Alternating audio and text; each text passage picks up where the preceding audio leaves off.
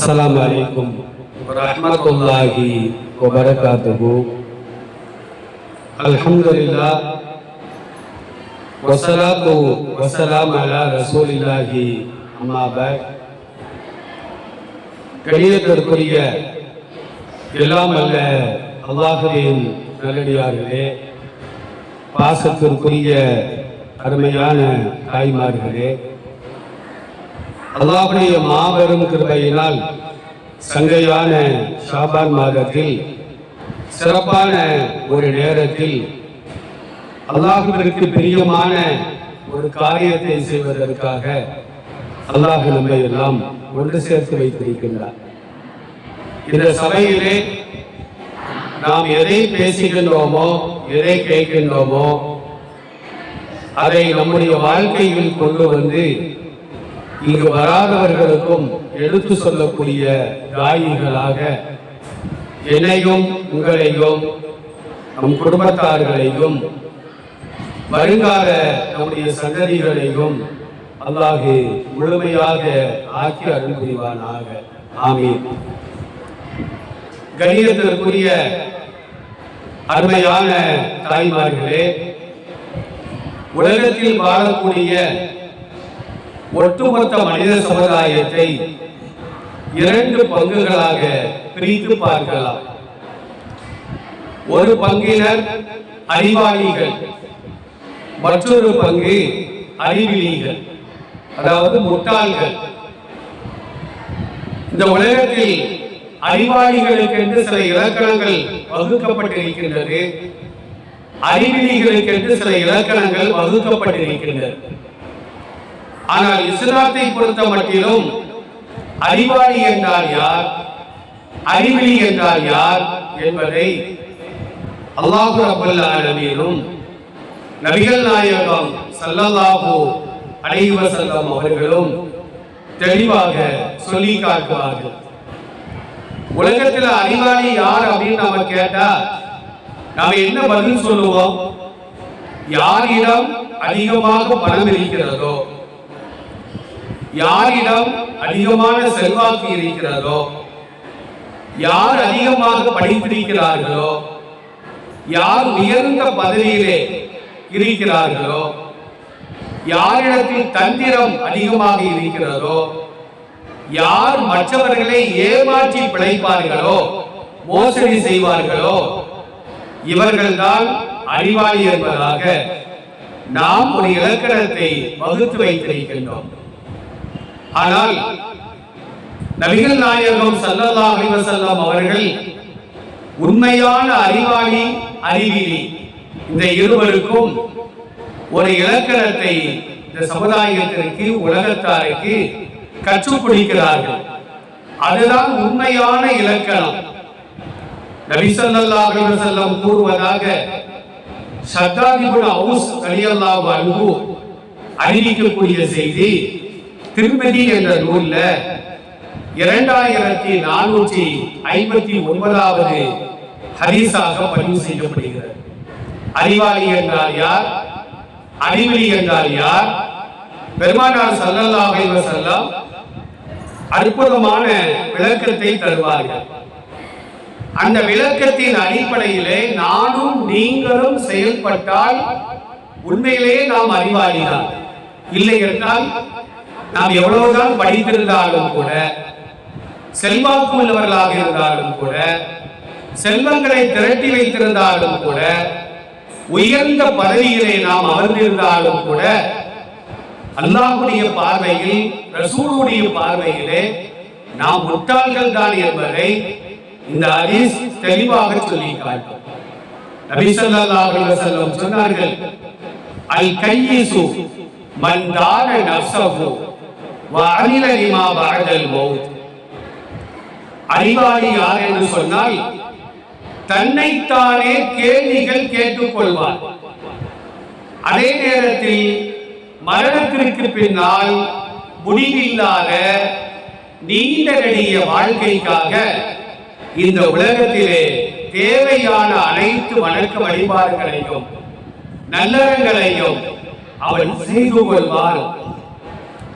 இவன்தான் அறிவாளி என்பதாக நபி ஸல்லல்லாஹு அலைஹி வஸல்லம் விளக்கம் கூறுவார்கள்.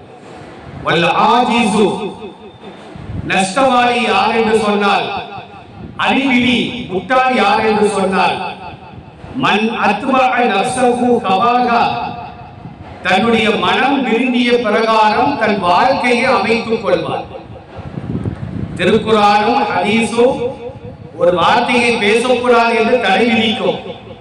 அந்த தடையை மீறி தவறான வார்த்தைகளை அவன் பேசுவார்.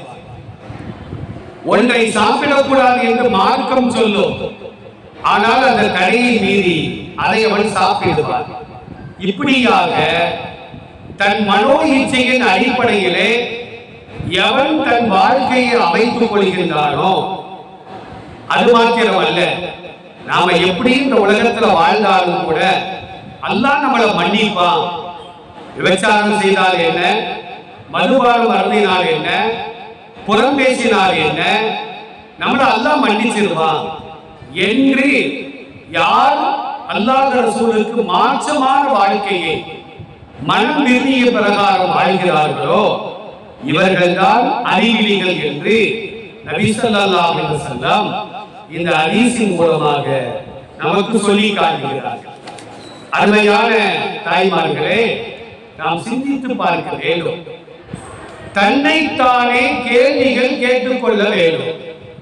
நபி ஸல்லல்லாஹு அலைஹி வஸல்லம் சொன்னார்கள், ஹாஸப நஃப்ஸஹு ஃபி துன்யா கப்ல யுஹாஸப யௌமல் கியாமா, மறுமை நாளையிலே விசாரணை செய்யப்படுவதற்கு முன்னால் ஒவ்வொரு அறிவாளியும் ஒவ்வொரு நாளும் தன்னைத்தானே அவர் விசாரணை செய்து கொள்வார். நீ தொழுதாயா? நம்மை பார்த்து நாமே கேட்க வேண்டும். தர்மம் செய்தாயா? மனைவி மக்களின் உரிமையை வழங்கினாயா? கணவருக்கு செய்ய வேண்டிய கடமைகளை நீ செய்தாயா?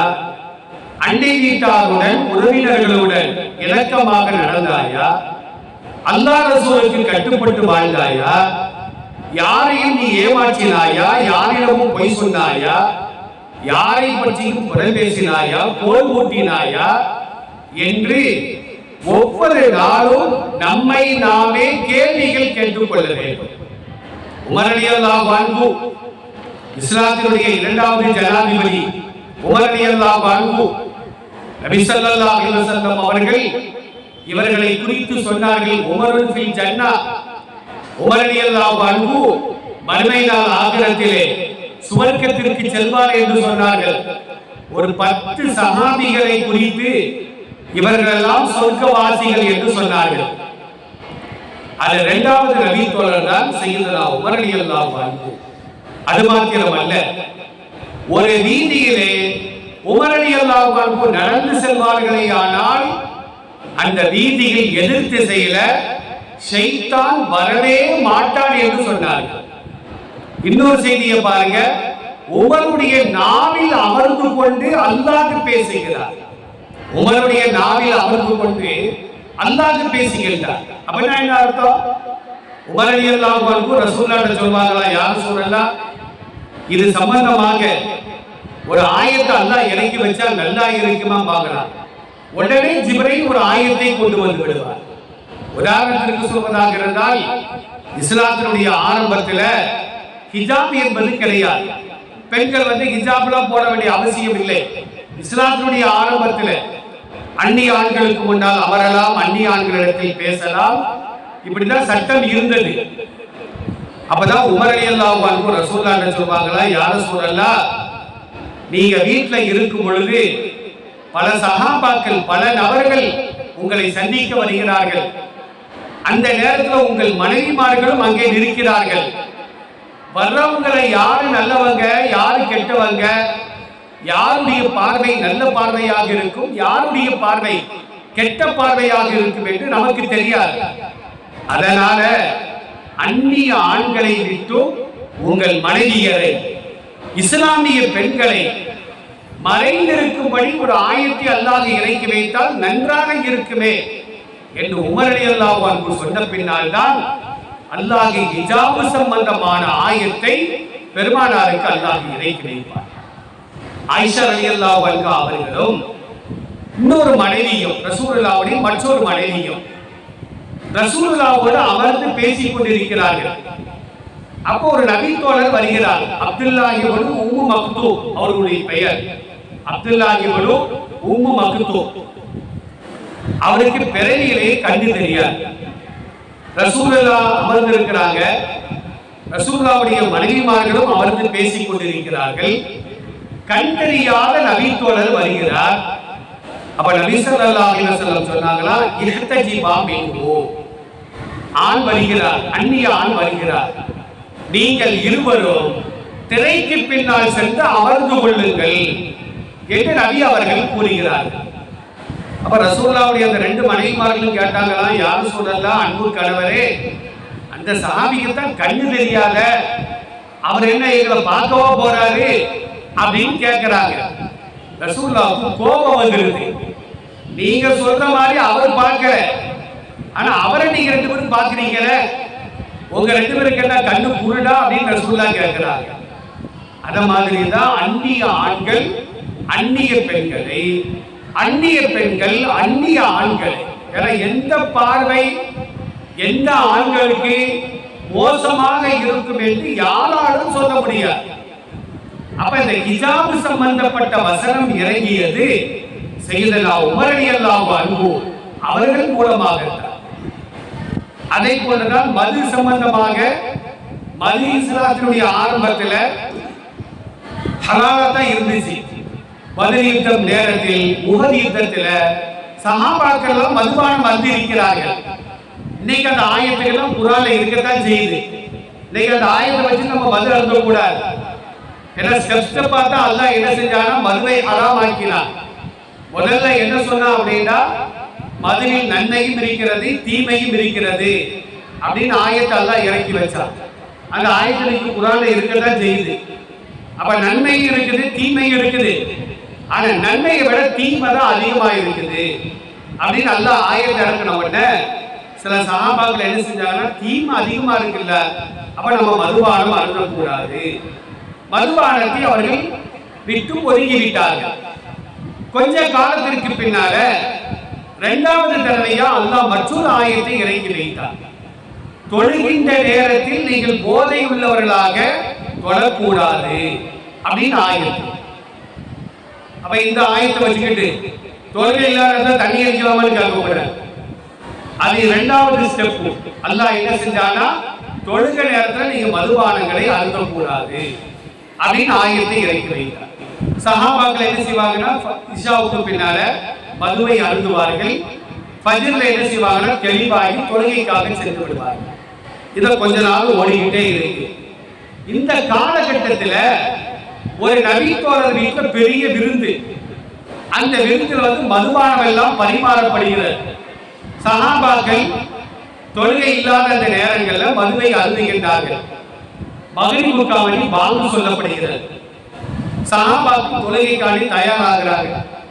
இமாமாக இருக்கக்கூடியவர் கடுமையான போதையில இருக்க, அவர் தொழுகை நடத்துறார். என்ன சூரா ஓதுறாரு தெரியுமா? சூரத்தில் ஃபாத்திஹாவை ஒழுங்கா ஓதிட்டார். அடுத்து குல்யாயுல் காஃபிரூன் லா அஅபுது மா தஅபுதூன் வலா அன்தும் ஆபிதூன மா அஅபுது. இத நிதானமா இருக்கிற நேரத்தில் ஓதுறாரே சில பேருக்கு முடிக்க தெரியாது. ஏன்னா ஒரே ஆயத்தை திரும்ப திரும்ப வந்துகிட்டே இருக்கும். அவர் வேற போதையில இருக்கிறாரா? போதையில இருந்தனால அவர் என்ன செய்யறாரு அப்படின்னா, அந்த குல்யாயுல் காஃபிரூன் வசனத்தில் அத்தியாயத்தில் வரக்கூடிய லா அப்படிங்கிற எழுத்தை எல்லாம் விட்டுட்டு ஓதிட்டார். விட்டுட்டு ஓதுனா என்ன ஆகும்? குல்யாயுல் காஃபிரூன் லா அஅபுதுனா என்ன அர்த்தம்? நான் வணங்க மாட்டேன், மா தஅபுதூன், நீங்கள் வணங்கக்கூடிய சிலைகளை, தெய்வங்களை நான் வணங்க மாட்டேன் என்பது பொருள். ஆனா இவர் மது போத தலைக்கு ஏன் என்ன செய்றார் அப்படின்னா, குல்யாயுல் காஃபிரூன் அஅபுது மா தஅபுதூன், நீங்கள் வணங்கக்கூடிய சிலைகளை நாங்களும் வணங்குகின்றோம் அப்படின்னு என்ன செய்யறாங்க, ஏருக்கு மரம் ஓதிருது. இது உமர் ரலியல்லாஹு அன்ஹுக்கு தெரிஞ்ச உடனே ரசூலுல்லாஹ் போய் கேக்குறாங்க, யா ரசூலல்லாஹ், இந்த மதுவை முற்றிலுமாக ஹராமாக்கினால் நன்றாக இருக்குமே அப்படின்னு ரசூலுல்லாஹ் கோரிக்கை வைக்கிறாங்க. உடனே அல்லாஹ் என்ன செய்யறான்னா, பெருமானாருக்கு ஒரு ஆயத்தை இறக்கி வைக்கின்றார். இன்னமல் கம்ரு வல் மைசிர் வல் அன்சாப் வல் அஸ்லாம் ரிஜிசும் மினல் அமலி ஷைத்தான். மதுபானம், சூதாட்டம், அம்பு எறிந்து குறி கேட்குதல், பலிபீடங்களுக்கு சென்று ஆடு மாடுகளை அறுத்தல், இதுவெல்லாம் அசுத்தமானது, உங்களுக்கு ஹராமாக்கப்பட்டு விட்டது. இதுவெல்லாம் ஷைத்தானின் செயல்கள். இதை விட்டு நீங்கள் தவிர்த்து கொள்ளுங்கள். தவிர்த்து கொண்டால் நீங்கள் வெற்றி பெறுவீர்கள் அப்படிங்கிற ஆயத்தை உமர் ரலியல்லாஹு அன்ஹு அவர்கள் மூலமாகத்தான் பெருமானாருக்கு அல்லாஹ் இறக்கி வைக்கின்றார். அதான் ரசூலுல்லாஹ் சொன்னாங்க, இன்னல்லாஹ லயன்திகு ஃபீ லிசானி உமர். உமருடைய நாவில் அமர்ந்து கொண்டு அல்லாஹ் பேசுகிறார். இது போன்று ஒரு 10-15 ஆயத்துகள் இறங்கியதற்கு உமர் ரலியல்லாஹு அன்ஹு அவர்கள் தான் காரணமாக திகழ்ந்தார்கள். இப்படிப்பட்ட உமர் ரலியல்லாஹு அன்ஹு ஒவ்வொரு நாளும் என்ன செய்வாங்க தெரியுமா? படுக்கையில் அமர்ந்து கொண்டு ஒரு சாட்ட கம்ப கையில வச்சுக்கிடுவாங்களாம். உமரே, இன்றைக்கு 5 நேரம் தொழுதாயா? தன்னை பார்த்து கேட்பார்கள். ஆம், நான் தொழுதேன். நீ யாரையாவது புறம் பேசினாயா? நான் புறம் பேசவில்லை. யாருக்காவது ஏதாவது குறை வைத்தாயா? யாருக்கும் நான் குறை வைக்கவில்லை. ஏதாவது குறை வைத்திருந்தால் தன் சாட்டையை வைத்து தன்னைத்தானே அவர்கள் அழித்துக் கொள்வார்கள் என்பதாக வரலாறுகள் மூலமாக நாம் பார்த்து வருகின்றோம். இந்த மாதிரி ஒரு காரியத்தை நானும் நீங்களும் செய்ய ஆரம்பிச்சு பார்ப்போமே, ஒரு நாளைக்கு 10-50 சாத்திரம் குழுக்குள்ளா போயிடும். நம்ம ஒவ்வொரு நாளும் பொய் பேசாத நாளே கிடையாது, பாவங்கள் செய்யாத நாளே கிடையாது, புறம் பேசாத நாட்களே கிடையாது. அதனால நாம என்ன செய்யணும்னா, நமக்கு நாமே கேள்விகள் கேட்டு பழகினால் அதுதான் அறிவாளியின் அடையாளம், அறிவுடைமையின் அடையாளம். அந்த மாதிரி கேள்வி கேட்டால் ஓரளவுக்கு ஒரு கட்டுப்பாட்டுக்குள்ளால் நானும் நீங்களும் வருவோம் என்பதிலே எந்த விதமான சந்தேகம் கிடையாது. அதே ஹதீஸ்ல உமர் ரலியல்லாஹு அன்ஹு சொல்லி காட்டுவார்கள், ஹாசிபு அன்ஃபுஸக்கும் கப்ல அன் துஹாசபு.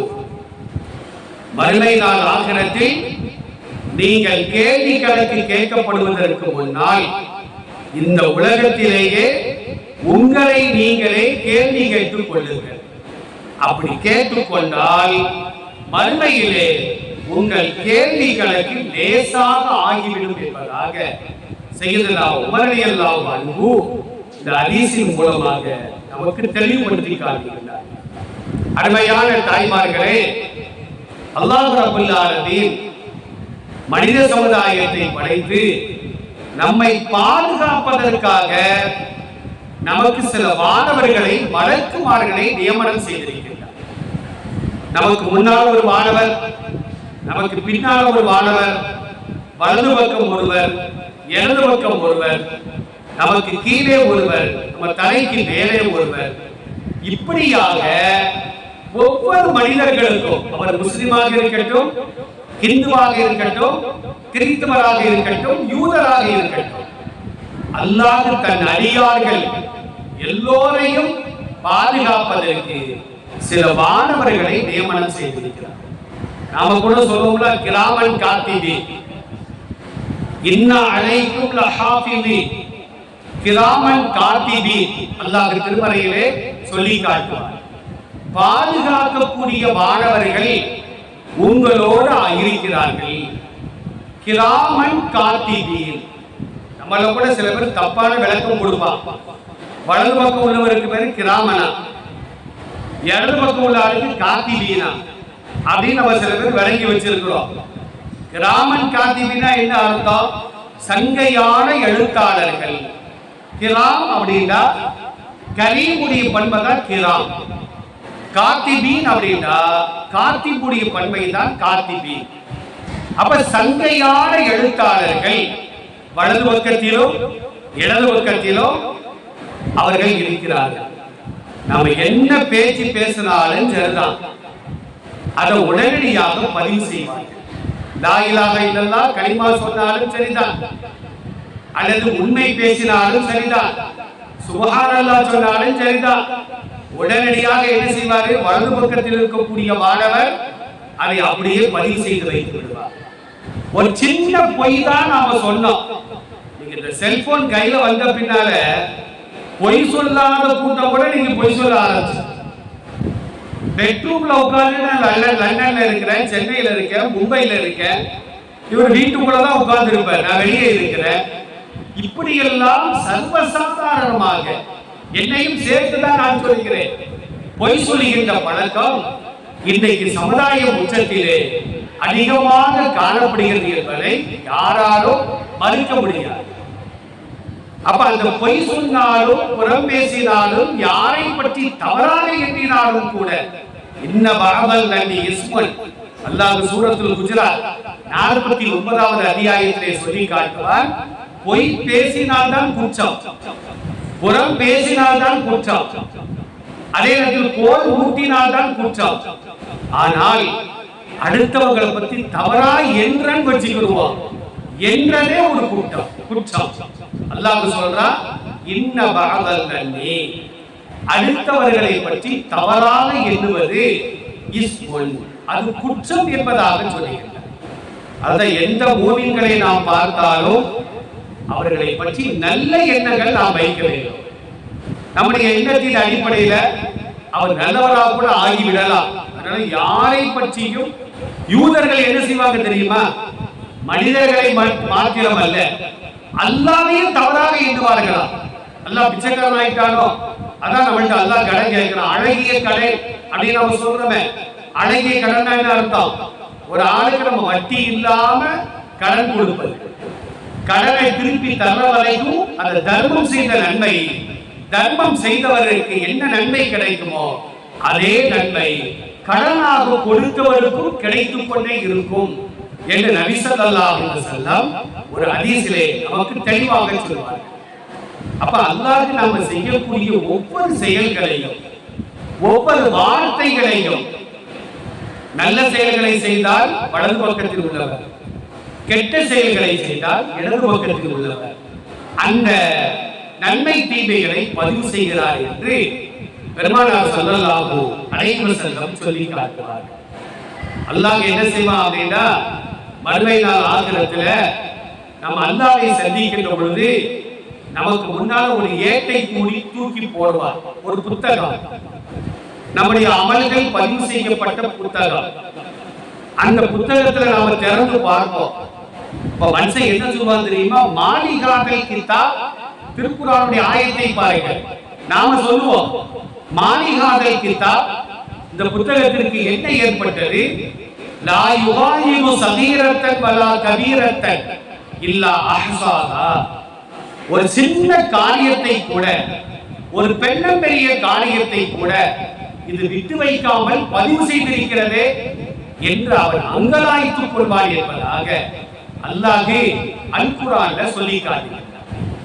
அதனால எந்த ஒரு தவறை செய்வதற்கு முன்னாலும் நம்மை நாம் யோசித்துக் கொள்ள வேண்டும், நம்மை நாமே கேள்விகள் கேட்டுக்கொள்ள வேண்டும்.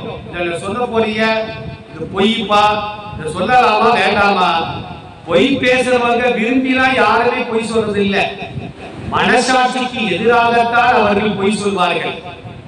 அதனால எந்த ஒரு தவறை செய்வதற்கு முன்னால் அல்லாஹ் இயற்கையிலேயே தவறை தவறு என்று நம்முடைய உள்ளத்தில் ஆழமாக பதிய வைத்திருக்கிறார். நான் தெரியாம செஞ்சுட்டேன்னா யாரும் சொல்லி தப்பிக்கவே முடியாது. எனக்கு சாக்கடிக்கும் எனக்கு தெரியாத அதை கரண்ட்ல வச்சிருந்து எவராவது கைய வச்சா அந்த கரண்ட் நினைக்குமா இவருக்கு தெரியாம தான் கை வைக்காது, சாக்கடிக்க கூடாது, தெரிஞ்சு வச்சாலும் அது தான் வேலையை செய்யும், தெரியாம வச்சாலும் தான் வேலையை அது செய்யும். நெருப்பும் அப்படிதான்.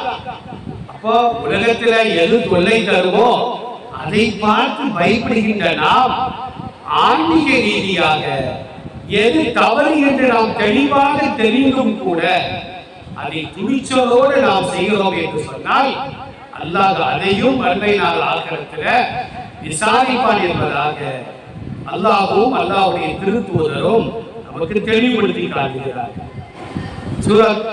திருக்குர்ஆனுடைய 84வது அத்தியாயம் 7, 8 அந்த வசனங்கள்ல அல்லாஹ் சொல்கிறான் ஃபஅம்மா மன் ஊதிய கிதாபஹு பியமீனிஹி. மறுமை நாள் ஆகிரத்துல சிலருக்கு என்ன செய்வான் அப்படின்னா அந்த அமல்கள் பதிவு செய்யப்பட்ட ஏழை வந்து வலது கையில கொடுப்பான், சில பேருக்கு இடது கையில கொடுப்பான், சில பேருக்கு முதுகு பின்னால கொடுத்துருவான். பள்ளிக்கூடங்களை நம்ம படிச்சிருப்போம், படிக்கும் போது நாம எல்லாம் அனுபவிச்சிருப்போம். 100க்கு 100 மார்க் எடுத்தா ஆசிரியர் என்ன செய்வார்னா நம்மளை கூட்டி தட்டி கொடுத்து வலது கையில சிரித்த முகத்தோட அந்த பேப்பரை தருவார். நாம எல்லாம் வாங்கி இருக்கிறோம். சில நேரங்களில் என்ன செய்வார்னா மூதேவி இங்க வாடா அப்படின்பார், இடது கையில என்ன செய்வார்னா தந்துடுவார். சில பேருக்கு மூஞ்சில தூக்கி எரிஞ்சிருவார், சில பேருக்கு மூஞ்சியை பார்க்க பின்னால வந்து வாங்கடா அப்படின்பார். அந்த மாதிரி ஆசாமிகள் முட்டை தான் வாங்கியிருப்பான், நம்ம பார்த்துருக்கிறோம். இந்த மாதிரி அல்லாஹ் என்ன செய்வானா அம்மா மன் ஊதிய கிதாபஹு பியமீனிஹி, சிலருக்கு வலது கையில என்ன செய்வானா அந்த ஏட்டை கொடுப்பான். அப்ப அவங்க உலகத்துல 100 விழுக்காடுகள் 100% அவர்கள் நல்லறங்களை மட்டுமே செய்திருப்பார்கள். அப்படிப்பட்ட கூட்டத்துல அல்லாஹ் நம்ம எல்லாம் சேர்த்து வைக்கிறோம். நம்ம துஆ செய்வதற்கு நாம் எல்லாம் கடமைப்பட்டு இருக்கிறோம். சில பேருக்கு இடது கையில கொடுத்துருவான். அல்லாஹ் சொல்றான் பாருங்க, அம்மா மன் ஊதிய கிதாபஹு பியமீனிஹி, யாருக்கு வலது கையிலே அந்த ஏட்டை அல்லாஹ் கொடுத்தானோ ஃபஸௌஃப யுஹாஸபு ஹிசாபன் யஸீரா, இவர்களுக்கு லேசான கணக்கு கேட்கப்படும். லேசா கேட்டு விட்டுருவான், நீ சொர்க்கத்துக்கு போடா அப்படின்னு அல்லாஹ் என்ன செய்வானா விட்டுருவான். அவர் என்ன செய்வாரு, அந்த ஏட்டை வாங்கி கொண்டு வயன்கலிபு இலா அஹ்லிஹி மஸ்ரூரா, 100க்கு 100 மதிப்பெண்கள் பெற்ற மாணவர் அந்த விடைத்தாளை பெற்றுக்கொண்டு சந்தோஷமா தன்னுடைய இருக்கையில போய் உட்காருவார். சொர்க்கவாசிகள் என்ன செய்வாங்க தெரியுமா, அந்த அமல்களின் ஏட்டை பெற்றுக்கொண்டு மஸ்ரூரன், மஸ்ரூர்னா சந்தோஷமானவர், சந்தோஷமாக சுவர்க்கத்திற்குள்ளால் நுழைவார்கள் என்று அல்லாஹ் இந்த வசனத்தில் சொல்லி காட்டுகிறார்.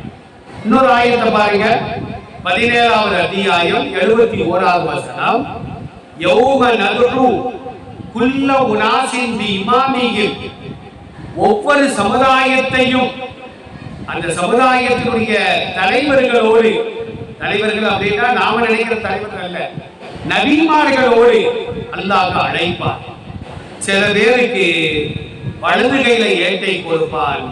உலாயிக யக்ரஊன கிதாபஹு, தங்கள் ஏடுகளை வாங்கி திறந்து யக்ரஊன், யக்ரஊனா என்ன அர்த்தம், ஓதுவார்கள் அர்த்தம் அல்ல, அதை படித்து பார்ப்பார்கள். வலா யுலமூன ஃபதீலா, ஒரு அணு அளவு கூட அவர்கள் அநீதம் செய்யப்பட்டிருக்க மாட்டார்கள், அநீதம் இழைக்கப்பட்டிருக்க மாட்டார்கள். அவங்க என்ன செய்வாங்க தெரியுமா, அந்த ஏட்டை வாங்கி கொண்டு மற்ற சுவர்க்கவாதிகளை எல்லாம் அழைப்பார்களா, ஹாவு இக்ராவு கிதாபியா, எல்லோரும் ஓடி வாருங்கள், என்னுடைய ஏட்டை நீங்கள் படித்து பாருங்கள், நான் 100 விழுக்காடுகள் நன்மை மட்டுமே உலகத்தில் செய்திருக்கின்றேன். இன்னி வலந்து அன்னி முலாக்கின் ஹிசாபியா, எனக்கு அல்லாஹ் இந்த மாதிரி தருவா அப்படின்னு நான் நினைச்சிருந்தேன், நினைச்ச மாதிரி அல்லாஹ் எனக்கு தந்துட்டான், மகிழ்ச்சியான வாழ்க்கை என்று அவர் சந்தோஷப்படுவார் என்பதாக அல்லாஹ் கூறுகின்றார். சில பேருக்கு இடது கையில கொடுப்பார். அம்மா மன் ஊதிய கிதாபஹு பிஷிமாலிஹி, யாருக்கு இடது கையில் அந்த ஏடு கொடுக்கப்பட்டதோ, இப்ப வாத்தியார் வந்து முதுகுக்கு பின்னால கொடுக்கிறாரு, இடது கையில கொடுக்கிறாருன்னா ஐயா இதை நீங்க தராமலே இருந்திருக்கலாமே அப்படின்னு நம்ம மனசுக்குள்ளையாச்சும் நினைச்சிருப்போம். இப்போ உள்ள மாணவர்கள் என்ன செய்வானா சொல்லிடுவான், ஐயா இதை கிழிச்சு போட்டுருக்க, என் கையில தராதீங்க அப்படின்னு. ஏன்னா இப்ப வாத்தியார்லாம் அடிக்கக்கூடிய பக்குவ நிலை இல்லை, அடிச்சுட்டாங்கன்னா அவ்வளவுதான், ஜெயிலுக்கு தான் அவங்க போகணும். அதான் இன்னைக்கு பிள்ளைகள்லாம் தனிகட்டு அடையக்கூடிய ஒரு காட்சியை நாம் பார்க்கின்றோம். அப்ப அந்த நரகவாதிகள் சொல்வாங்களா, யானைத்தனி பூத்த கிதாபியா, யாழ்லா இந்த புத்தகத்தை தராமலே இருந்திருக்கலாமே, கணக்கு வழக்குனா என்னன்னு தெரியாம நாங்க இருந்தவன், யா அல்லாஹ் இது எங்களுக்கு முடிவாக ஆகக்கூடாதா, ஒரேடியா எங்களுடைய உயிரை நீ பறித்து விடு, நரகத்துக்கு எங்களை நீ அனுப்பிடாத. ஏன்னா நரகத்துல வாழ்வும் கிடையாது, சாவும் கிடையாது, செத்து செத்து பிழைப்பார்கள். சஹாபாக்களுக்கு நபி ஸல்லல்லாஹு அலைஹி வஸல்லம் ஓதி காட்டுவார்கள். சப்பீஹ் இஸ்ம ரப்பிக்கல் அலல்லதி கலக ஃபஸவா, அந்த அத்தியாயத்தை திறந்து பாருங்க. லா யமூது ஃபீகா வலா யஹ்யா, நரகத்தில் அவர்கள் இறக்கவும் மாட்டார்கள், வாழவும் மாட்டார்கள். இறந்துட்டோம் நினைப்பாங்க, அல்லாஹ் என்ன செய்வான் தெரியுமா? உடனடியாக அவர்களுக்கு உயிரை கொடுப்பான். ஒரு ஆயத்திலே சூரத்து நிசாலா அல்லாஹ் சொல்லி காட்டுவான், குல்லமா நலிஜத்து ஜுலூதுஹும், நரகத்துல நரகவாதிகளுக்கு அவர்களின் தோள்கள் எல்லாம் கருகிவிடும், செத்துட்டான் நினைப்பாங்க. அல்லாஹ் என்ன செய்வான் தெரியுமா? உடனடியாக புதிய தோள்களை உருவாக்குவார். உடனே பார்த்தாங்கன்னா தோள்கள் புதிதாக உருவாகிவிடும். அல்லாஹ் சொல்றான், நீ யதூக்குல் அதாப, ஏன் புதிய தோள்கள் உருவாகிறது? நீ யதூக்குல் அதாப், அவர்கள் வேதனையை சுவைப்பதற்காக. இன்னைக்கு அறிவியல் கருத்தை, இன்னைக்கு அறிவியல் கூறுகின்ற கருத்தை 1400 ஆண்டுகளுக்கு முன்பே அல்லாஹ் அல் குர்ஆன்ல தெளிவாக சொல்லி காட்டியிருக்கார். உலகத்துல நம்ம பார்க்கிறோம், தீயில் கருகியவர்கள் லேசான காயனா துரியா துடிச்சிருவாங்க, அவங்களால தாங்கவே முடியாது. உடல்ல உள்ள தோல்லாம் கருகிட்டு வைங்களேன், அமைதியா தான் படுத்து கிடப்பாங்க. நான் கூட மதுரை மீனாட்சி மிஷன் ஆஸ்பத்திரியில ஒரு அம்மாவை பார்த்தேன், தெரிஞ்ச ஒரு அம்மா. சமையல் செய்யும் போது ஃபயர் ஆயிடுச்சு, உடல் முழுக்க கருகிடுச்சு. ஜனாசா மாதிரி ஒரு பெட்டியில அந்த அம்மாவை வாழை இலையில படுக்க வச்சிருக்கிறாங்க. அந்த அம்மா சிரிச்சு பேசிக்கிட்டு இருக்குது, அம்மா உங்களுக்கு ஒண்ணும் செய்யலையான்னு கேட்டேன். உடல்லாம் கருகிடுச்சு, நரம்புலாம் செத்துருச்சு, எனக்கு எப்படி வேதனையா இருக்கும்? அந்த அம்மா சொல்றாங்க. கடைசியில் அந்த அம்மா மௌத்தா போயிட்டாங்க. அப்போ உடல்ல உள்ள தோள்கள் எல்லாம் கருகிவிட்டால், தோல்ல தான் வேதனையை உணரக்கூடிய நரம்புகளை அல்லாஹ் வைத்திருக்கின்றார். அந்த நரம்புகள் செத்துவிட்டால் நமக்கு வேதனையே இல்லாமல் போய்விடும். அப்ப நரகவாதிகளுக்கு தோள்கள் கருகிவிட்டால், நரம்புகள் செத்துவிட்டால், என்னதான் நரக நெருப்புல தூக்கி போட்டாலும் அவங்களுக்கு வேதனையா இருக்காது. அதனால அல்லாஹ் என்ன செய்வானா, உனக்கு வேதனை இல்லாமலே இருக்கு, தோல் கருகிருச்சா அந்த புதிய தோலை நீ வாங்கிக்க, நீ எதுக்குள்ளாதா, நீ வேதனையை சுவைத்துக் கொண்டே இருக்க வேண்டும். அந்த வேதனைக்கு முடிவு இருக்குதா? நவுதுபில்லா, நரகத்தை விட்டு நம்மையும் நம் முன்னோர்களையும் அல்லாஹ் பாதுகாக்க வேண்டும், நம் குடும்பத்தார்களையும் அல்லாஹ் பாதுகாக்க வேண்டும். நரகமே நரகத்தை விட்டு பாதுகாப்பு கேட்பா. ரசூலுல்லாஹ் சொல்றாங்க, நரகமே நரகத்தை விட்டு பாதுகாப்பு தேடுமா. அந்த அளவுக்கு ரசூலுல்லாஹ் சொல்றாங்க, 1000 ஆண்டுகள் நெருப்பை அல்லாஹ் மூட்டினார், மறுபடியும் 1000 ஆண்டுகள் நெருப்பை மூட்டினார், மறுபடியும் 1000 ஆண்டுகள் நரகத்தினுடைய நெருப்பை மூட்டினார். இன்றைக்கு நரக நெருப்பின் நிறம் நம்ம உலகத்தில நெருப்பு மாதிரி அல்ல, அது நிறம் கருப்பு என்று நபி ஸல்லல்லாஹு அலைஹி வஸல்லம் சொல்றாங்க. உலகத்தினுடைய நெருப்பை விட 70 மடங்கு அது உஷ்ணமானது, சூடானது என்பதை கூட ஹதீஸ்களின் மூலமாக நாம் பார்த்து வருகிறோம். அப்ப அப்படிப்பட்ட நரகத்துல மனிதனை தூக்கி போட்டவுடன் அவருடைய தோள்கள் எல்லாம் கருகுகிறது, செத்துட்டான் நினைப்பான். அல்லாஹ் சொல்றான், லா யமூது ஃபீகா வலா யஹ்யா. இந்த ஆயத்துக்கு சஹாபாக்களுக்கு விளக்கம் தெரியல. ரசூலுல்லாஹ் கேக்குறாங்க, யா ரசூலல்லாஹ் எங்களுக்கு புரியுற மாதிரி ஒரு விளக்கம் சொல்லுங்க. ரசூலுல்லாஹ் சொல்றாங்க, கோடை காலங்களில் மரங்களை நீங்கள் பார்த்தால் இலைகள் இல்லாமல், வெறும் சருகுகள் கூட இல்லாமல் குச்சி குச்சியாகத்தான் காணப்படும். கிளைகள் மட்டும்தான் இருக்கும், இலைகள் இருக்காது. மரம் செத்துரும். ஆனால் லேசா ஒரு மழை பெய்து விட்டால், பொழிந்து விட்டால், மறுநாளே அந்த மரங்கள் தழுக்க ஆரம்பித்து பசுமையாக மாறிவிடும். அப்போ ஒரு நாள் செத்துச்சு, மறுநாள் உயிர் பெற்று விட்டது. இப்படித்தான் அல்லாஹ் என்ன செய்வானா, நரகவாதிகள் இறந்துட்டோன்னு நினைப்பாங்க, உடனடியாக நரகவாதிகளுக்கு அல்லாஹ் உயிரை கொடுப்பார்.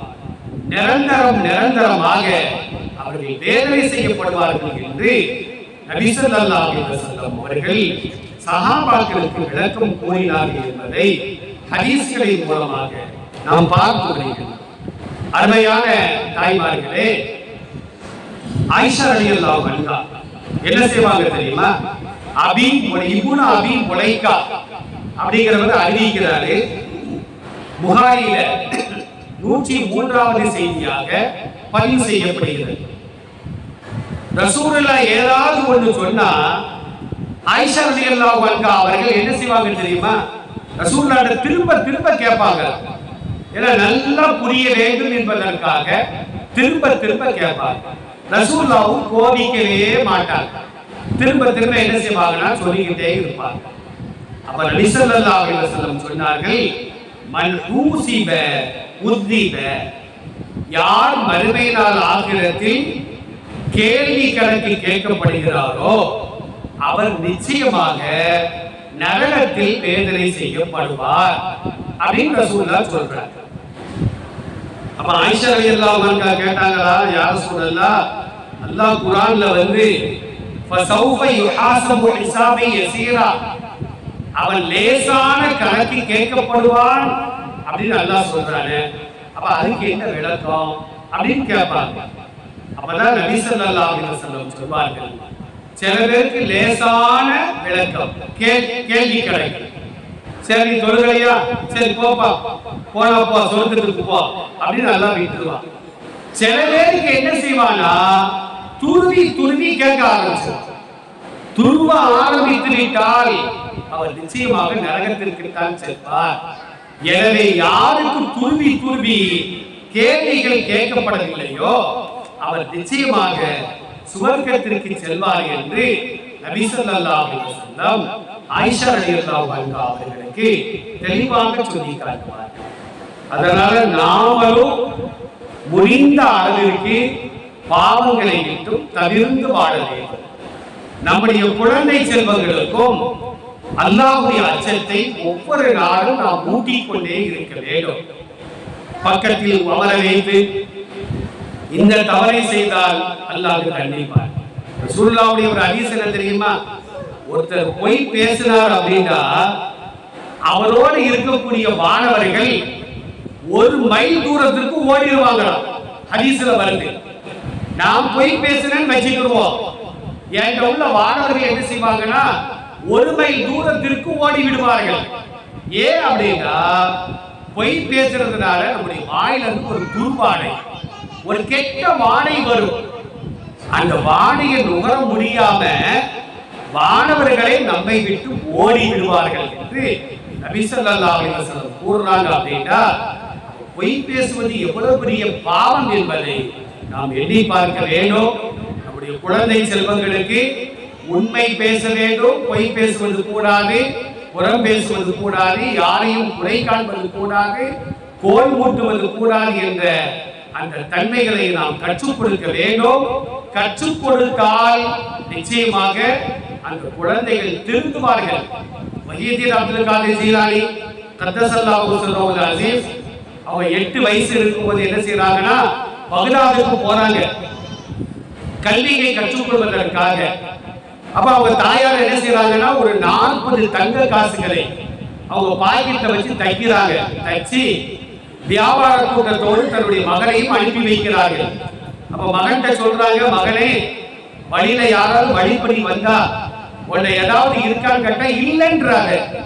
எங்க 40 தங்க காசு இருக்கு, உன்னை நீ சொல்லு, அல்லாஹ் உன்னை பாதுகாப்பான். எப்படி சொல்லி அனுப்புறாங்க பாருங்க தாய், ஒரு தாய் தன்னுடைய மகன்கிட்ட. அப்ப பகதாதுக்கு போறாங்க. முஹியுத்தீன் காஜிலானி சொன்ன மாதிரி வியாபாரிகள் கூட்டத்தை ஒரு திருட்டு கூட்டம் வழிபறிக்கிறது. எல்லாருடைய பணத்தையும் பறிக்கிறாங்க. இவர் 8 வயசு முஹியுத்தீன் காஜிலானி அவர்கள் ஒரு ஓரமா நிற்கிறாங்க. ஒரு திருட வந்து கேட்க, உன்னை என்னடா இருக்குது? எங்க 40 தங்க காசு இருக்குங்கிறாங்க. அவன் செக் பண்ணி பார்க்கறான், உண்மையிலேயே 40 தங்க காசு இருக்கு. அந்த திருடன் கேட்டானா, டேய் இல்லைன்னு சொன்னா நீ சிறுவனா இருக்கிறான், உடைய நாங்க விட்டுருப்போமே, ஏன்னா நீ உண்மையை சொன்னேன்னு கேட்கிறான். இல்ல எங்க அம்மா தான் உண்மையை சொல்ல சொன்னாங்க அப்படின்னு அந்த சிறுவன் சொல்லிக்கிட்டான். உங்க அம்மா ஏன் சொன்னாங்க அப்படின்னு அந்த திருடன் கேட்கிறான். எங்க ஆன்மீக தலைவர் முஹம்மது ஸல்லல்லாஹு அலைஹி வஸல்லம் பொய் சொல்லக்கூடாது என்று சொன்னார்கள் என்று என் தாயார் எனக்கு பாடம் நடத்தி இருக்கிறனால நான் உண்மையை சொன்னேன் அப்படின்ற உடனே அந்த திருடனுக்கு மனசுல ஒரு மாற்றம் ஏற்படுகிறது. அந்த திருட்டு கூட்டத்தினுடைய தலைவரை கூட்டு போறான். கூட்டு போய் இந்த சிறுவனை நிப்பாட்ட உடனே அவரும் இதே கேள்வியை கேட்கிறார். கேட்ட உடனே அவருக்கு மனசுல ஒரு பயம், அல்லாஹ்வுடைய அச்சம் ஏற்படுகிறது. உடனே தன்னுடைய கூட்டத்தாரை பார்த்து சொன்னானா, இது நாள் வரையிலும் நாம் திருடிய அந்த பணம் காசுகளை எல்லாம் உரியவர்களிடம் நாம் ஒப்படைத்துவிட்டு இனிமேல் நாம் திருந்தி வாழ வேண்டும். அந்த திருட்டு கூட்டம் திருந்தி வாழ்ந்ததாக உண்மையான சரித்திரங்களை சொல்லுகிறார். எதற்காக? ஒரு சிறுவனுக்கு, ஒரு மகனுக்கு ஒரு தாயார் சொல்லி கொடுக்கிறாங்க, பொய் சொல்லாத. நம்ம ரசூலுல்லாஹ் சொல்லி இருக்கிறாங்க, அல்லாஹ் தண்டிப்பா, உலகத்திலும் தண்டனை உண்டு என்று சொல்லி கொடுத்த காரணத்தினால திருட்டு கூட்டமே திருந்தி வாழ்ந்ததாக உண்மையான சரித்திரங்கள் சொல்லி காட்டுகிறது. அதை நம்ம குழந்தைகளுக்கும் நம்ம சந்ததிகளுக்கும் உண்மையை மட்டுமே நாம் சொல்லிக் கொடுக்க வேண்டும் என்று இந்த நேரத்தில் நான் கேட்டுக் கொடுப்பதற்கு கடமைப்பட்டிருக்கிறேன். அருமையான தாய்மார்களே, ஒரு சின்ன செய்தி. இது ஷாபான் மாதம், இன்னும் அடுத்த இன்ஷா அல்லாஹ் ரமலான் மாதம் 20 நாள் வரை இருக்கிறது. இந்த ஷாபான் மாதத்துல சில அமல்களை பெருமானார் கற்றுத் தருவார்கள். அது ஒரு புறம் இருக்கட்டும், பெண்களுக்கு என்று சில விசேஷமான வணக்கங்களை ரசூலுல்லாஹ் கற்றுத் தந்தார்கள். அது என்ன விசேஷமான வணக்கம் அப்படின்னா, கடந்த ரமலான் மாதத்துல இந்த பெண்களுக்கு மாதவிடாய் காரணத்தினால நோன்பு விடுபட்டிருக்கும், அல்லது வேறு நோயின் காரணத்தினால ஆண்களுக்கும் பெண்களுக்கும் பிரயாணத்தின் காரணத்தினால நோன்பு விடுபட்டிருக்கும். இப்ப அந்த நோன்புகளை நாம என்ன செய்யலாம் அப்படின்னா, இந்த ஷாபான் மாதத்துல கலா செய்ய வேண்டும். ஆயிஷா ரலியல்லாஹு அன்ஹா சொல்றாங்க, நாங்கள் மாதவிடாய் வரக்கூடிய பெண்ணாக இருப்போம். நபி ஸல்லல்லாஹு அலைஹி வஸல்லம் எங்களை பார்த்து சொல்வார்கள், நீங்கள் தொழுவது கூடாது, நோன்பு நோற்பது கூடாது, இறையில்லமாம் காபாவை தவாஃப் செய்வது கூடாது. இன்னும் சில ஹதீஸ்களை நம்ம பார்க்கிறோம், குர்ஆனை தொழுவது கூடாது. இப்படி எல்லாம் ஹதீஸ்கள்ல தடை இருக்கிறது. ஆனால் நாங்கள் சுத்தமான பின்னால விடுபட்ட நோன்பை திரும்ப நாங்கள் எடுத்து வைக்க வேண்டும். கலானா என்ன அர்த்தம்? அதாவது உரிய நேரத்துல தொழுதா அதுக்கு பேர் அதா, உரிய நேரத்துல நோன்பு வச்சா அதுக்கு பேர் அதா என்று சொல்வார்கள். உரிய நேரம் முடிந்து வேறு நேரத்துல அந்த அமல்களை நாம் எடுத்து செய்தால் அதுக்கு பேர் கலா என்று சொல்வார்கள். அது ஆயிஷா ரலியல்லாஹு அன்ஹா சொல்றாங்க, பெண்களுக்கு 3 நாள், குறைந்தது 3 நாள், கூடியது 6 நாள் 7 நாள் அந்த இரத்த போக்கு இருக்குமானால் அவர்கள் தொழுவது கூடாது, நோன்பு நோற்பது கூடாது. ஒரு பெண்ணுக்கு 7 நாளைக்கு மாதவிடாய்னா 7 35 35 நேரம் தொழுக தவறி விடுகிறது. இந்த 35ல ஒரு வக்து கூட அவங்க கலா செய்யணும் அவசியமே கிடையாது. அது அவர்களுக்கு சலுகை. ஏன்னா ஒவ்வொரு நாளும் உரிய நேரத்தில் தொழுது பெரும்பாலா இருக்கு. இதுல வேற விடுபட்ட 35 வக்தையும் தொழுதுன்னா அந்த பொம்பளைகளாக தொழுதே மாட்டாங்க. ஆனால் அதே நேரத்தில் ஆண்டிற்கு ஒரு முறை மட்டும் ரமலான் நம்மிடத்தில் வருகின்ற காரணத்தினால் ரமலான் நோன்பு எத்தனை நோன்புகளை நீங்கள் விட்டீர்களோ அந்த நோன்புகளை கலா செய்ய வேண்டும். ஆயிஷா ரலியல்லாஹு அன்ஹா ரமலானுக்கு பின்னால 10 மாதங்கள் இருக்கிறது. அந்த 10 மாதங்களும் கலா செய்யாம இந்த ஷாபான் மாதத்துல தான் கலா செய்வாங்க. போன ரமலான விடுபட்ட நோன்ப. அப்ப சஹாபாக்கள் கேட்பாங்க, ஆயிஷா அவர்களே, ரமலானுக்கு பின்னால ஷபான் வந்தது, துல்காதா வந்தது, துல்கஜ் வந்தது, முஹர்ரம், சஃபர், ரபீல் அவல், ரபீல் ஆகிர், ஜமாதுல் அவல், ஜமாதுல் ஆகிர், ரஜப், இத்தனை மாதங்கள்ல நீங்க கலா செய்யாம ஷாபான் மாதத்துல நீங்க கலா செய்றீங்க அப்படின்னு கேட்கும்போது ஆயிஷா சொல்லுவாங்களா, மற்ற மாதங்களிலே நபி ஸல்லல்லாஹு அலைஹி வஸல்லம் நோன்பு நோற்பதை விட இந்த ஷாபான் மாதத்தில் அதிகமாக நோன்பு வைப்பார்கள். ரமலான்ல மாதம் முழுக்க நோன்பு வைப்பாங்க. மற்ற மாதங்களில் அதிகமாக நோன்பு வைப்பது இந்த ஷாபான் மாதத்தில் தான். அவர்கள் நோன்பு வைக்கும் பொழுது கூட சேர்ந்து நானும் கலா நோன்பு வைப்பேன் என்று ஆயிஷா ரலியல்லாஹு அன்ஹா சொல்லக்கூடிய செய்தி புகாரி முஸ்லிம் போன்ற நூல்கள்ல சஹீஹாக பதிவு செய்யப்படுகிறது. அதனால போனா போட்டு நம்ம விடக்கூடாது. மறுமையில அல்லாஹ் அதையும் நம்மள்ட்ட கேட்பான், ஏன்னா நீ கலா நோன்பு வைக்கல, அதுக்கும் அல்லாஹ் தண்டனை தந்தாலும் தரலாம். மன்னிச்சு போப்பா, நீ சொர்க்கத்துக்கு போப்பா அப்படின்னு சொன்னாலும் சொல்லிடலாம். யார மன்னிப்பா யார தண்டிப்பா அது மறுமையில அல்லாஹ்ட்ட போனதான் தெரியும்.